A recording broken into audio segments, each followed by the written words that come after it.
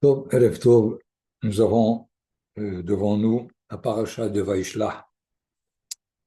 Et c'est clair que la paracha précédente s'achève sur la rentrée de Yaakov Avinu en Israël. Il sort de chez Lavan, donc on est au passage de l'exil, si on peut dire, chez Lavan, vers l'entrée en Israël. Les événements de notre paracha s'étendent sur 11 ans, parce que lorsque Yaakov Avinu quitte Lavan, Yosef est âgé de 6 ans. Et la paracha qui vient Vayeshev, on nous dit que Yosef est âgé de 17 ans. 17 moins 6, 11 ans. Donc sur le chemin du retour, Yaakov va à la rencontre de son frère Esav. Et à cette occasion, l'ange de Esav reconnaît que Yaakov mérite le nom d'Israël. La Torah d'ailleurs consacre 47 versets à cette rencontre. Ensuite, Yaakov se dirige vers Shrem, où il acquiert une parcelle de terre de Hamor, le père de Shechem, mais ce voisinage entraîne la rencontre entre Dina, la fille de Yaakov, et Shrem, le fils de Hamor, qui a mal tourné par la mise à mort de tous les habitants de Shrem, pour avoir pris en otage Dina par l'intermédiaire du prince Shrem. Et à cette rencontre, la Torah consacre 31 versets. Suit la nomination de Yaakov par Akadosh Baruch Hu du nom d'Israël une deuxième fois pour confirmer ce que le prince céleste de Esav avait reconnu. C'est-à-dire que Yaakov qui revient d'exil doit d'abord être reconnu par Édom, l'ensemble de l'humanité, et avoir ensuite la confirmation de Akadosh Baruch Hu. Quel est le sens de cette confirmation? Nous la verrons par la suite, mais la Torah continue à annoncer la naissance de Binyamin et le décès de sa mère Rachel. Et la paracha s'achève sur la généalogie de Esav. Donc, essayons de tirer quelques enseignements des récits de cette paracha pour notre époque, notre génération, en rappelant que cela peut se faire sur deux plans, le plan personnel et le plan national. Nous allons évidemment le faire sur le plan national qui est dans l'intention première de la Torah. La Torah n'est pas pour nous une source de vertus individuelles qui construisent la personne comme une personne méritante. La Torah s'adresse à la nation d'Israël sur sa terre et ce n'est qu'indirectement qu'elle s'adresse à la personne appartenant au peuple. Avant d'étudier la rencontre des deux frères, il faut définir la différence entre Lavan et Esav, puisque chez Lavan, il a séjourné pendant 20 ans, 20 ans très très durs, comme la paracha qui est passée nous le décrit, et Esav qu'il va rencontrer, mais qui est déjà plein de colère contre lui. Il est évident que ce n'est pas un récit de personnes qui ne s'entendent pas, simplement. Mais il y a ici une opposition de Lavan et de Esav à l'échelle de l'histoire humaine, de l'histoire de Yaakov. Parce que Lavan, l'oncle, le beau-père et le grand-père n'est pas d'accord pour le projet national de Yaakov sur la terre d'Israël pour l'humanité. Ce projet qui a pris sa naissance avec Abraham Avinu, il ne faut pas l'oublier, sous l'expression première du premier verset de Lech Lecha, Ve'escha le goy gadol, venivrechu becha kol mishpechot adama. Je ferai de toi une grande nation et tous les peuples de la terre et toutes les familles de la terre verront en toi une bénédiction. Finalement, une nation qui s'occupe de l'humanité sur une terre bien particulière, mais pour Lavan, il faut se disperser dans tous les pays et contribuer à l'évolution de chaque peuple sur sa terre. C'est ce qu'il a fait. Depuis son grand-père Nahor, Bethuel et Lavan, il reste en terre en dehors d'Israël, il reste dans Aram Naharaim, ou si vous voulez dans Ur-Kasdim, c'est toute la région qui fait qu'ils ne sont pas du tout d'accord pour ce projet des patriarches et ils essayent de le contrecarrer. Je pense que nous avons étudié très très amplement cette opposition dans différentes stations. Mais le frère Esav, lui, ne reconnaît pas Yaakov dans son identité Israël et c'est lui qui se prend pour Israël. Il me semble que c'est clair là, les deux opposants, et Lavan et Esav. Chacun, pour sa raison, essaye de faire échouer Yaakov. C'est pour cela que la lutte avec le prince céleste de Esav s'achèvera par la nomination Israël de Yaakov par l'ange de Esav lui-même. Après avoir évidemment lutté contre lui, nous verrons quel est le contenu de cette lutte de Yaakov le soir où il doit traverser le fleuve de Yabok pour rentrer définitivement en Israël. Finalement, dans la finalité de cette lutte, il reconnaît que le nom d'Israël lui revient par mérite de 100 années de conduite droite avec aussi bien Esav que Lavan. D'ailleurs, Israël se lit dans le Zohar, Yachar El. Les patriarches ont été appelés Yesharim au début.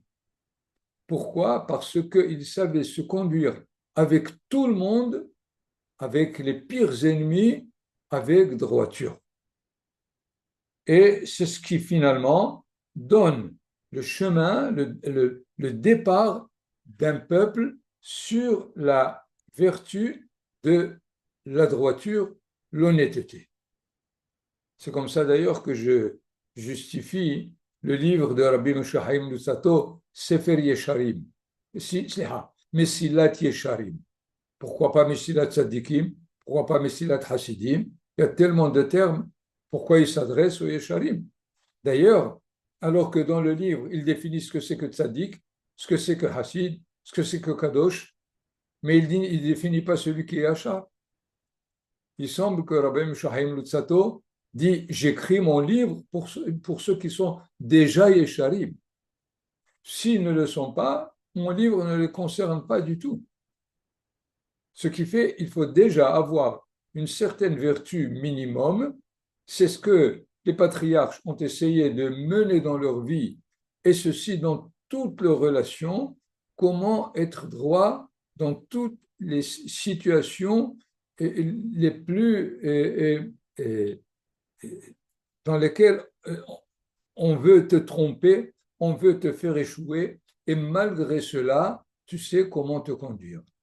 Puisque nous le savons avec Lavan, qui au début l'a appelé Ahiata, Atzmi ou Psari, il lui a donné tous les titres de sympathie, de proximité, et finalement, il a essayé de tout faire pour ne pas le laisser partir, au point où il l'a menacé lorsqu'il l'a retrouvé après avoir eh, eh, fui de Lavan.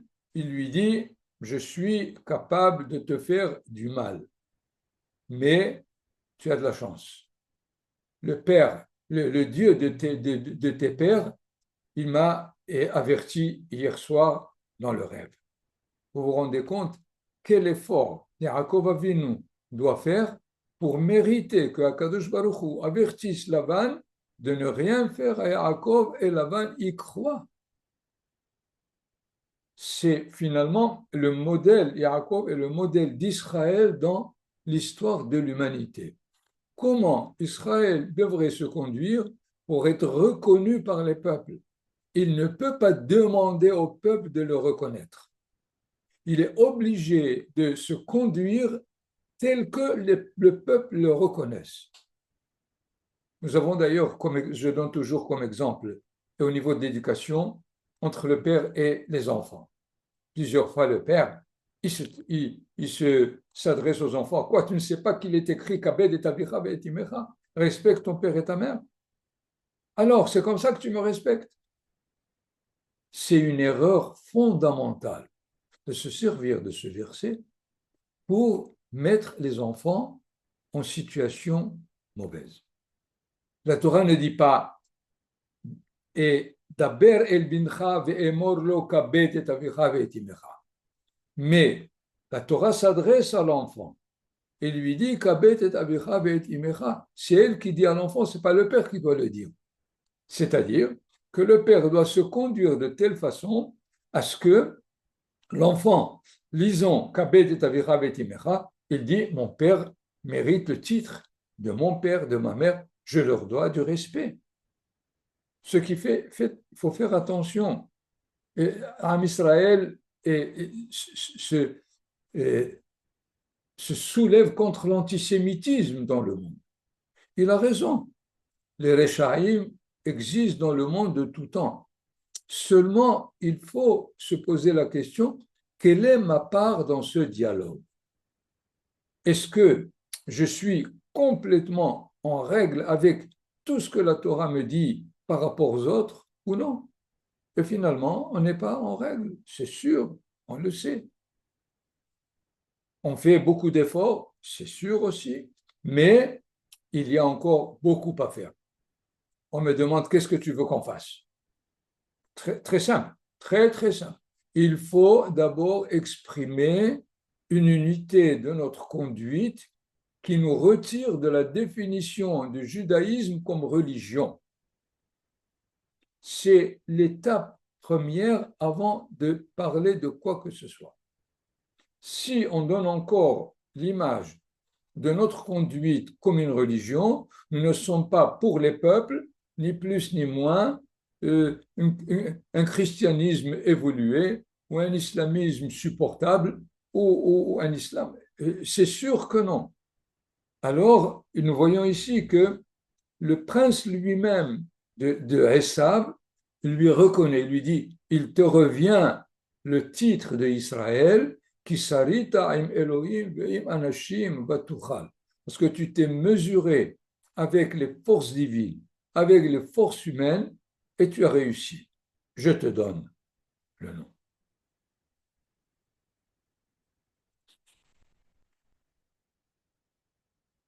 Nous avons dit que cette confirmation prend sa source au-delà du mérite, lorsque Akadosh Baruch Hu va le confirmer. C'est-à-dire, si Esav le fait, l'ange de Esav, pourquoi Akadosh Baruch Hu doit le confirmer? Il semble que bien avant la lutte avec l'ange, Akadosh Baruch Hu savait que Yaakov avait le potentiel d'être Israël depuis la naissance. C'est ce qui se dévoile dans la deuxième nomination de Yaakov par Israël, ceci de la bouche de Akadosh Baruch Hu. Si vous voulez une preuve très, très simple, à la naissance même, nous savons que la Torah nous dit, Parashat Toldot, au chapitre 25, au verset 28, Vayetse Harishon Admoni, le premier est sorti roux, Kuloke Aderet Sehar, il est comme on peut dire, un habit avec des cheveux, Vaikreu Shemo Esav. Et ils l'ont appelé. Qui ils l'ont appelé? Beaucoup de versions, ou bien Yaakov et Rivka, ou bien Yitzhak et Rivka, ou bien ceux qui étaient présents au moment du Brit Mila. Mais après ceci est sorti son frère, Viador Hezed Barakev Esav, Vaikra Shemo Yaakov. Il a appelé son nom Yaakov. Qui l'a appelé? Évidemment, Rashi, immédiatement, il dira Vaikra Shemo Yaakov, Hakadosh Baruchu. Vous comprenez que Hakadosh Baruchu était conscient que Yaakov, depuis son naissance, a ce potentiel. Pourquoi il a ce potentiel? Parce qu'il arrive de la lignée Abraham, Yitzhak, Yaakov. Esav a aussi un potentiel différent, mais il se trouve que après 63 ans, après peut-être 100 ans, Esav a décidé de ne pas suivre le chemin des patriarches. Yaakov a décidé. C'est-à-dire que la confirmation du nom d'Israël sur Yaakov après un siècle de vie de Yaakov n'a fait que confirmer ce que Akadosh Baruch Hu savait de Yaakov. Et alors, maintenant, il le lui apprend. C'est ça l'interprétation, le sens important de cette confirmation. Je voudrais juste noter aussi que le droit d'aînesse ne sera reconnu à Yaakov, c'est-à-dire à Israël déjà, qu'à la sortie d'Égypte. Je vous donne la référence au chapitre 4, verset 22, lorsque Moshe Rabbeinu est envoyé pour faire sortir Israël d'Égypte.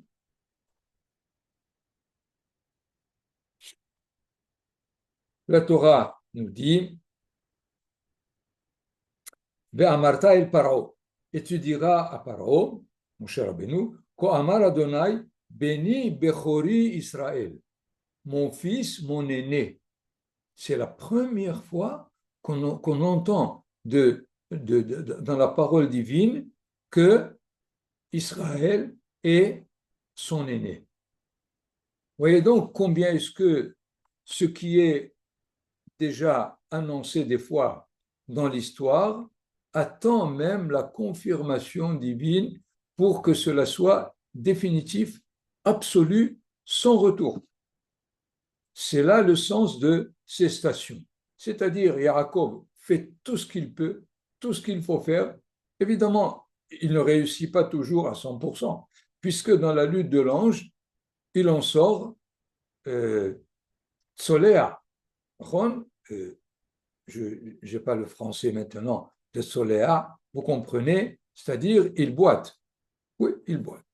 Donc, ça veut dire il boite, c'est-à-dire que la lutte a réussi à 90%. Ça suffit, on peut continuer l'histoire, il n'y a pas de problème. Dans ce sens, nous voyons donc que l'histoire confirme toute cette rencontre entre Yaakov et Esav à travers le christianisme, puisque le christianisme, dans son principe, il atteste que lui est Israël. C'est ce qu'on a dit tout à l'heure d'Esav. Depuis le départ, il ne pense pas que Yaakov mérite le titre d'Israël et probablement ça lui revient. Nous allons voir en quoi est-ce qu'il pense que ça lui revient. C'est sûr. Mais nous allons revenir maintenant à quelques détails de cette rencontre. Yaakov est conscient de la dualité de la réalité.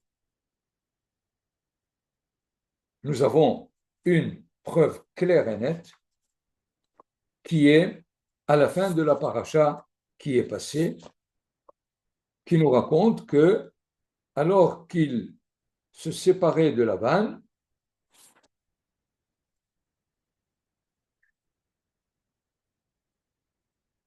Yaakov halach ledarko, Yaakov est parti sur son chemin, Vaïvgaoubo malaché Elohim, et il a rencontré des anges de Dieu. Vayomer Yaakov ka'asher ha'am, dès que Yaakov les a vus, Mahane Elohim ze, c'est un camp d'anges divins. Vayikra shema makomahu Mahanaim. Il a appelé l'endroit Mahanaim. Mais pourquoi il a vu un seul camp? Vayomer ka'asher ha'am Mahane Elohim ze. Évidemment, Rashi et tous les commentateurs nous disent que il s'est trouvé qu'en ce moment se sont rencontrés les anges gardiens qui l'ont accompagné alors qu'il était chez Lavan en exil, et puisqu'il rentre en Israël, les anges qui vont le garder en Israël descendent, et en ce moment, les deux se rencontrent. Il y a même ceux qui rappellent le rêve de l'échelle dans lequel on nous dit Vehine malaché Elohim olim veyoredim. Voilà que les anges divins montent et descendent. A priori, les anges doivent descendre et monter. Comment ça se fait qu'ils montent et ils descendent? C'est que les anges qui étaient avec lui maintenant en Israël montent et descendent les anges qui doivent l'accompagner en exil. Donc, il les appelle Mahanaïm. Question. Nous allons voir immédiatement qu'il va s'occuper aussi de camps divisés, mais qu'il appelle Shne Mahanot. Deux camps. Est-ce que Mahanaïm est synonyme de Shne Mahanot? Prenons donc notre paracha. Je vous donne la référence.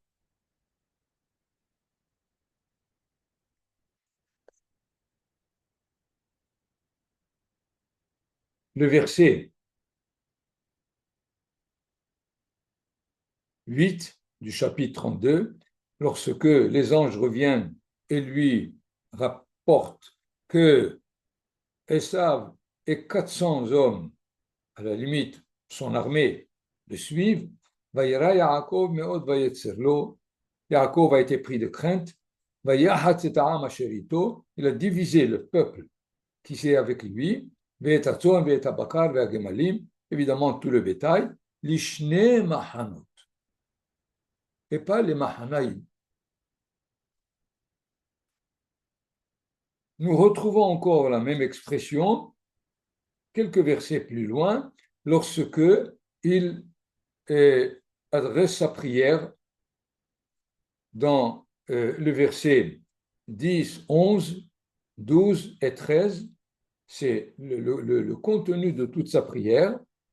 Vayomer Yaakov Elohe Avi Avraham Elohe Avi Yitzhak.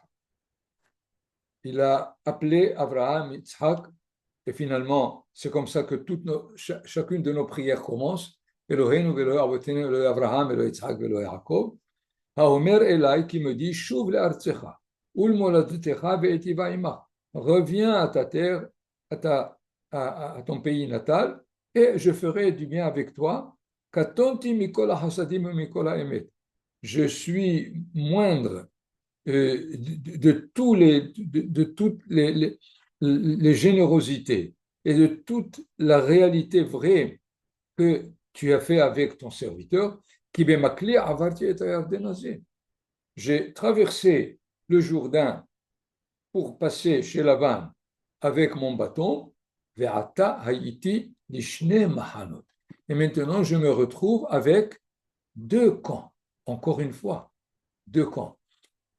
Pourquoi il introduit ici les deux camps? dans sa prière? Est-ce que pour louer Akadosh Baruch Hu, ou bien pour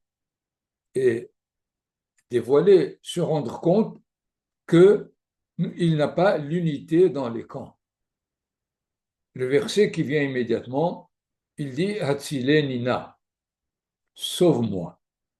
Et les Hachamim l'interprètent, pas sauve-moi, comme il est dit dans la suite, Miyad Ahi, Miyad Esav, de mon frère de Esav, mais si je suis devenu de camp, c'est que il faut immédiatement prier pour que les deux camps ne soient pas l'expression d'une division, d'une querelle, d'une controverse quelconque qui finalement va appeler à des situations tout à fait dangereuses de l'histoire d'Israël. Ce qui fait le premier deux camps dont il parle lorsque les messagers reviennent lui dire que Esav arrive à sa rencontre, ce n'était pas seulement une stratégie militaire, parce que peut-être qu'il fallait les diviser en trois ou en quatre, comme ça, il aura la possibilité de se replier rapidement et pas en deux camps. Mais il y a là certainement la sensation de Yaakov qu'il rentre maintenant en Israël avec pas Mahanaïm, quand il s'agissait des anges célestes. Les deux camps formaient une unité de garde pour lui dans toutes les situations, mais maintenant avec toute la famille, avec tout ce qu'il ramène de chez Laban, il se rend compte qu'il a deux camps. Si vous voulez, Léa et Rachel, Yosef et Yehuda, ce qui, dans l'histoire d'Israël, nous savons, vont donner l'expression à deux camps. L'expression la plus essentielle, c'est finalement dans le premier temple, les deux camps d'Israël qui étaient la Judée et les dix autres tribus qui au nord et qui finalement se sont fait la guerre plusieurs fois. Donc, Yaakov Avinu est conscient de cette possibilité de deux camps. C'est pour cela qu'il dit Hatzile Nina. C'est peut-être d'ailleurs cette querelle donnera raison à Esav de m'attaquer, car je n'ai pas réussi à faire l'union nécessaire qui m'accorde le nom d'Israël. Israël, c'est l'expression de l'unité. Il y a d'ailleurs un hidouche très joli du Ben Ish Hai qui dit que la valeur numérique de Israël, c'est celle de Yaakov, Moshe et David. Si vous prenez la somme de ces trois noms, c'est Israël. Ça veut dire que Israël, c'est celui qui est capable de se relier à son histoire de nation qui vient de Yaakov, à la Torah qui lui est donnée pour réaliser son projet d'histoire, et finalement au roi David qui fait à ce que la présence divine soit exprimée sur terre. Par exemple, il a donné tout ce qu'il faut pour construire le Beth Amikdash. C'est grâce à lui que Shlomo HaMelech a construit le Beth Amikdash. Le Beth Amikdash, c'est l'endroit où la résidence divine est évidente. Donc, nous voyons une possibilité de crainte de Yaakov par rapport à Esav qui risque de trouver raison dans le fait qu'il a maintenant, il est en présence de deux camps. Et d'ailleurs, les Hachamim s'interrogent sur le fond de la lutte avec l'ange de Esav.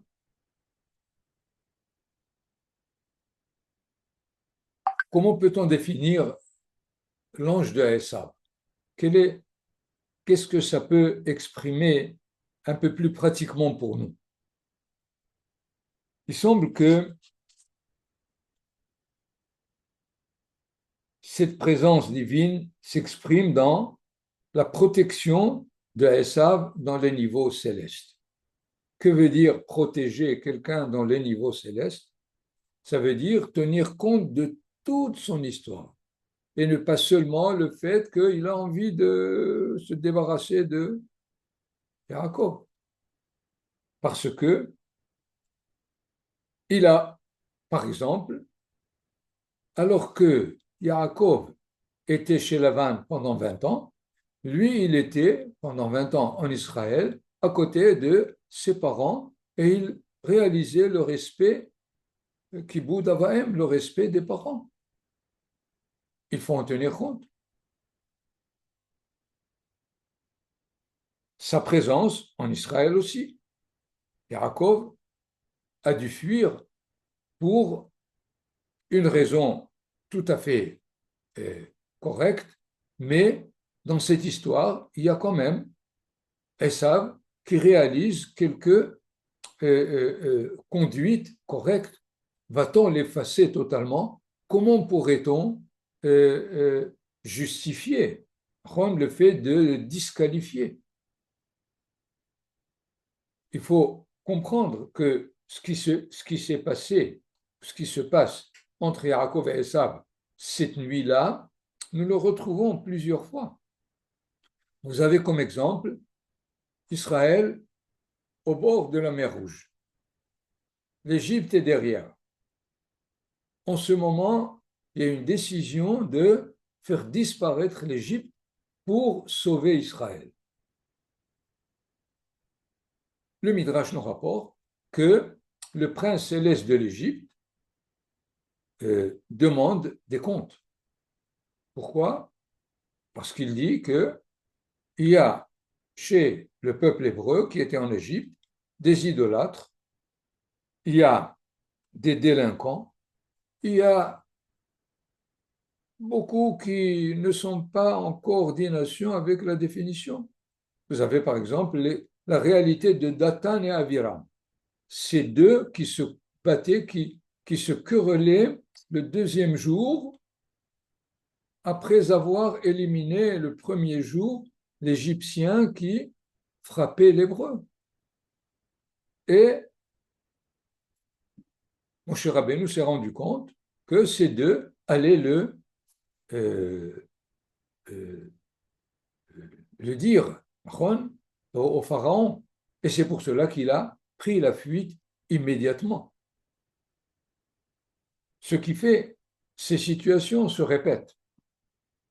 Vous avez aussi dans le Midrash, le jour du matin Torah, le Midrash dans lequel les anges demandent la justification de donner la Torah aux hommes.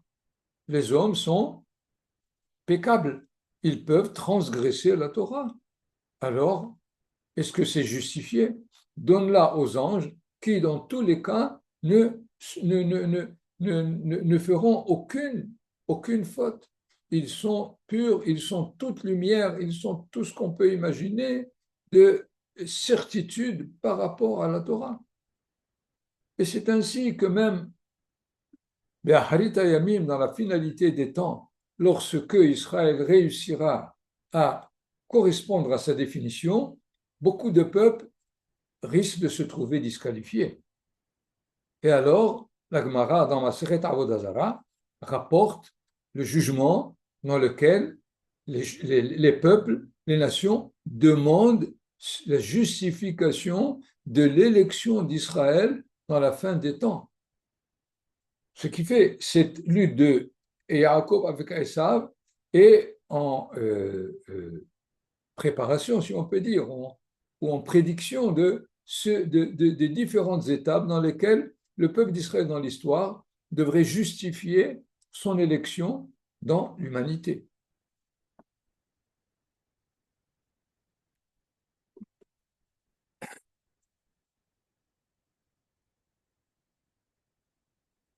D'ailleurs, on pourrait mieux encore comprendre la question que se pose les Hachamim et se demande cet homme qui est Vaïvater Yaakov Levado, avec Ish Imo Ad Alot Hashahar. Yaakov s'est retrouvé tout seul et un homme s'est mis en lutte jusqu'à l'aube. Et les Hachamim disent, quel est cet homme? Bon, première réponse, c'est l'ange de Esav. Mais ce n'est pas le seul. D'autres avis disent que c'était un berger. Il avait son troupeau. Il voulait le faire passer. Et Yaakov disait, j'ai un troupeau, il a un troupeau, pourquoi j'ai plus de droits que lui? En quoi? Et ceux qui disent qu'il est arrêté, cet homme était une nation qui se représentait à travers lui. Et là aussi, Yaakov devait lutter pour montrer qu'il a plus de mérite que cette nation qui demande aussi la possibilité de représenter la vérité sur terre. De ce qu'ils disent que c'était un hacham, c'était un sage, c'est-à-dire quelqu'un qui peut exiger logiquement et que Yaakov lui explique pourquoi la terre lui revient plus qu'elle ne revient à d'autres. Il y a déjà ici des Cananéens, il y a 7 peuplades, tu veux les mettre de côté parce que qui tu es? Il semble que les Hachamim mettent, il n'y a personne à la limite contre Yaakov en ce moment. Il n'y a pas quelqu'un qui est en chair et en os, si on peut dire, qui lutte avec lui. Mais c'est la conscience intérieure de Yaakov qui, à la limite, comme si elle se dédouble, elle veut justifier son élection dans tous les niveaux de la réalité.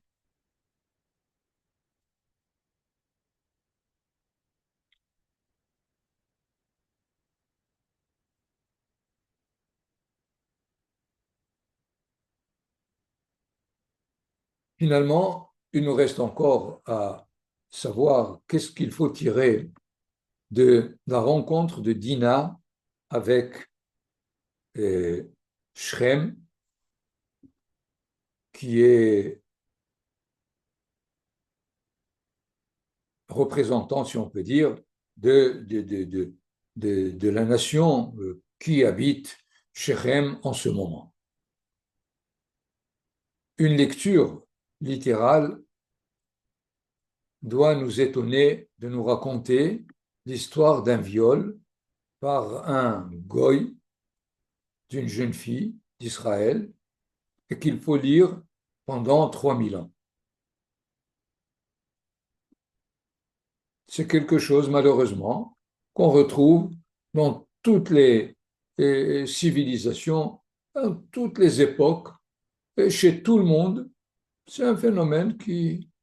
Qu'est-ce que la Torah nous raconte ici d'exceptionnel? Là aussi, il faut ramener ce récit à un niveau de la rencontre de Yaakov Avinu avec l'humanité. Je rapporte ici l'interprétation de Manitou, qui se base évidemment sur le commentaire du Shla, qui nous donne comme introduction le fait que Yaakov Avinu avait 12 enfants. C'est les 12 tribus. Mais il manque la 13e tribu. Quelle est cette 13e tribu? C'est il faut la portée de l'humanité.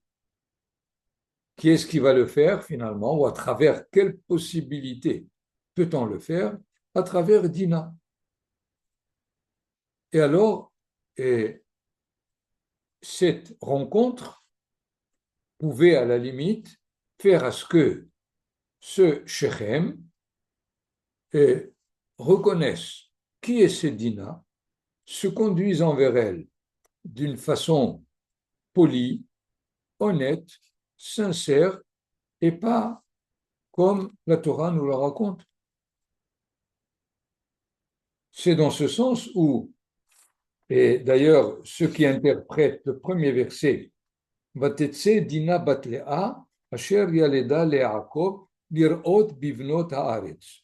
Traduction littérale, Dina, la fille de Léa qui a enfanté à Yaakov, est sortie faire rencontre avec les filles de la terre.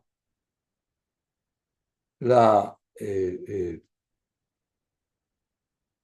le, le détail, Dina, fille de Léa qui a enfanté pour Yaakov, est en plus, on le sait.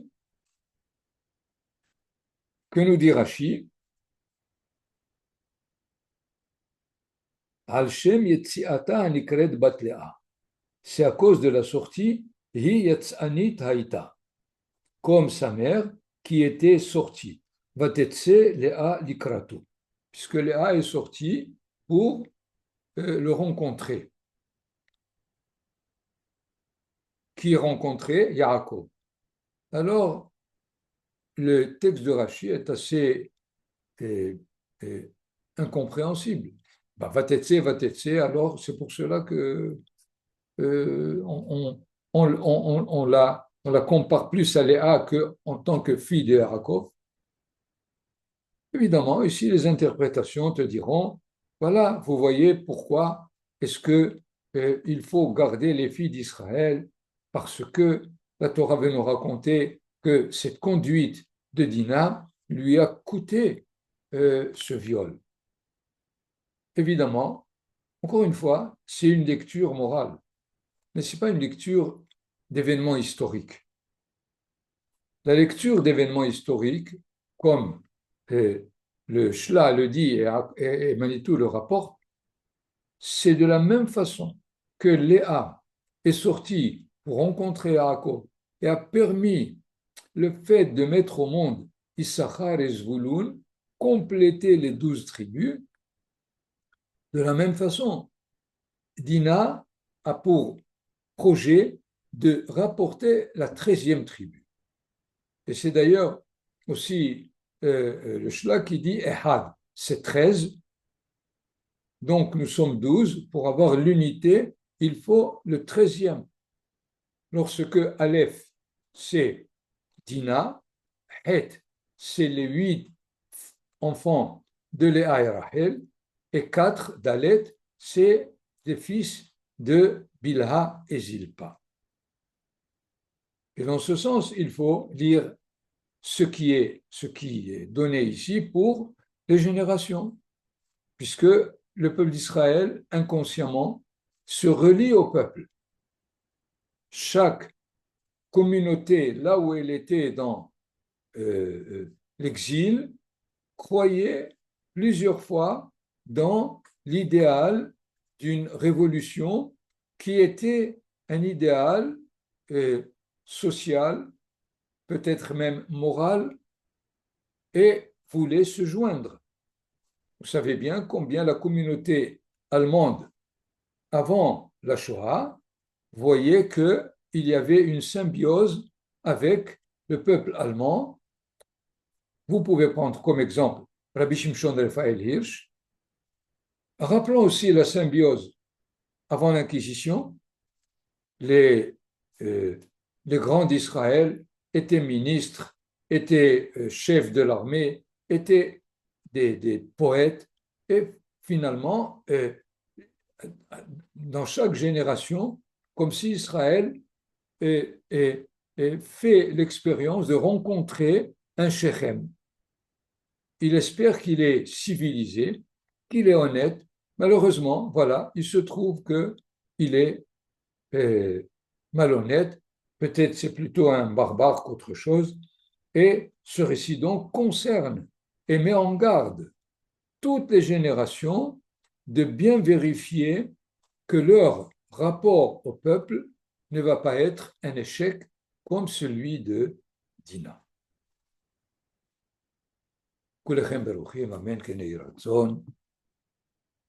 Si vous avez une remarque ou une question,